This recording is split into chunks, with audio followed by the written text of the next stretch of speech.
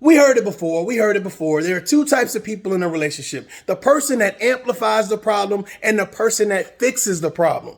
The fixer. Whether it's a Mr. or a Mrs., it's always one person that always accommodates the problem by falling on the sword, by being the bigger person, by saying, let's let bygones be bygones, by coming up with some type of rules to the situation and say, you know what? Hey, let's just get past it. Let's forget about it. It's old news. The fixer.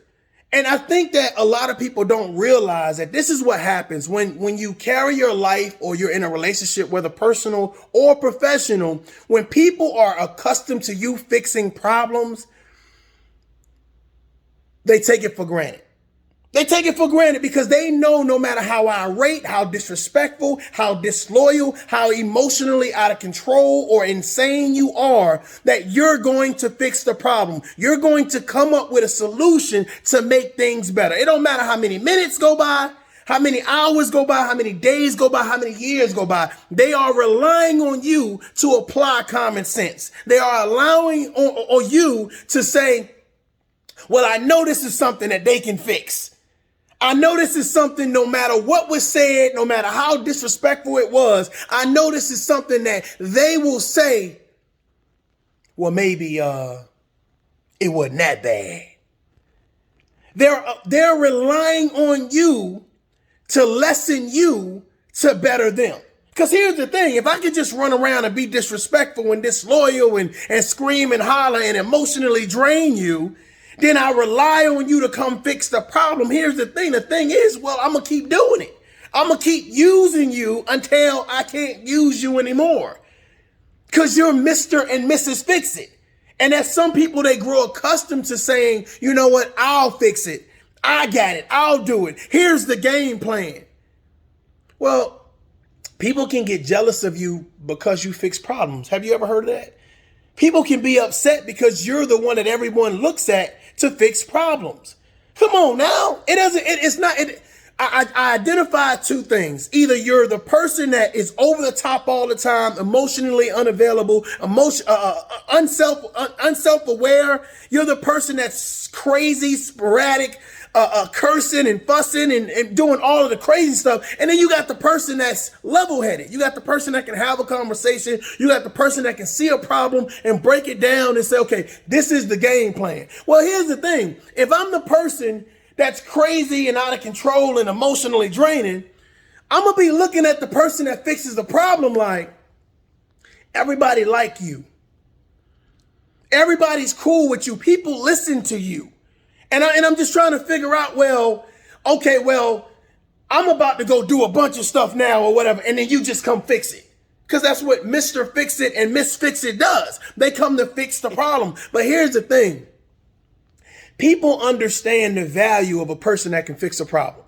Whether it's a personal situation or a professional situation, they understand that when you have people around you that can fix problems, it causes them to be more irresponsible.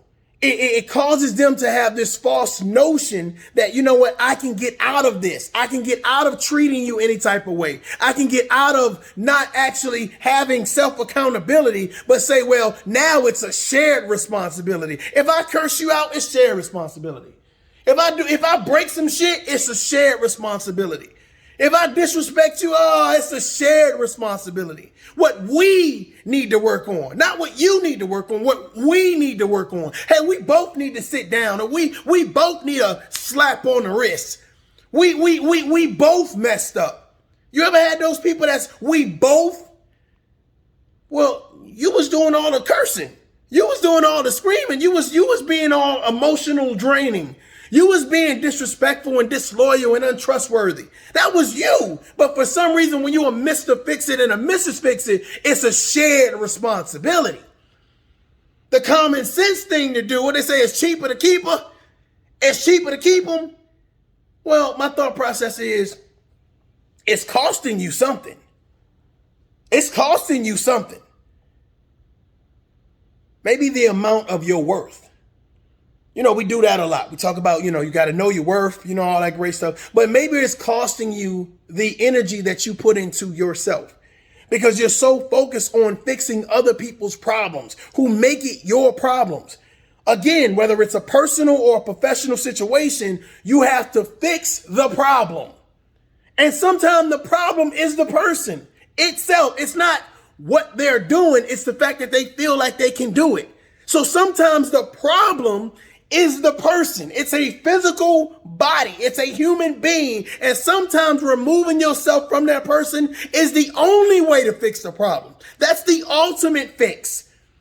Because here's the thing. How long are you going to be drained of time, energy, resources until you say, this ain't for me?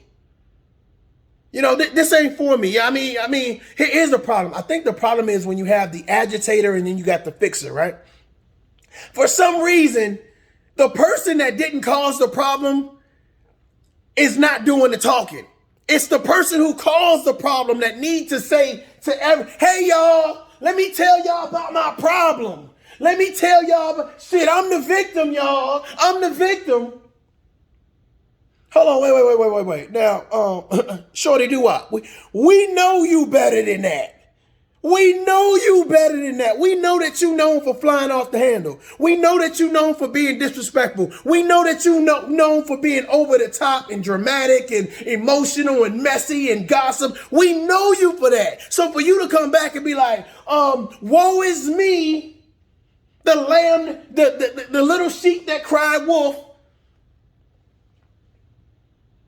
We know you cause problems. So that we scratching our head when you come to people that fix problems, and it's like, somebody else the problem? Is that what you want us to believe? So it's somebody else's fault?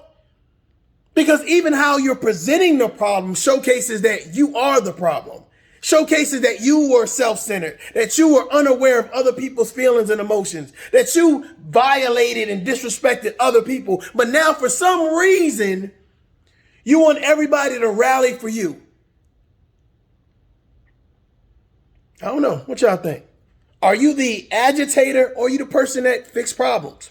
Let me know in the comments. I'm gonna holler at y'all. Peace.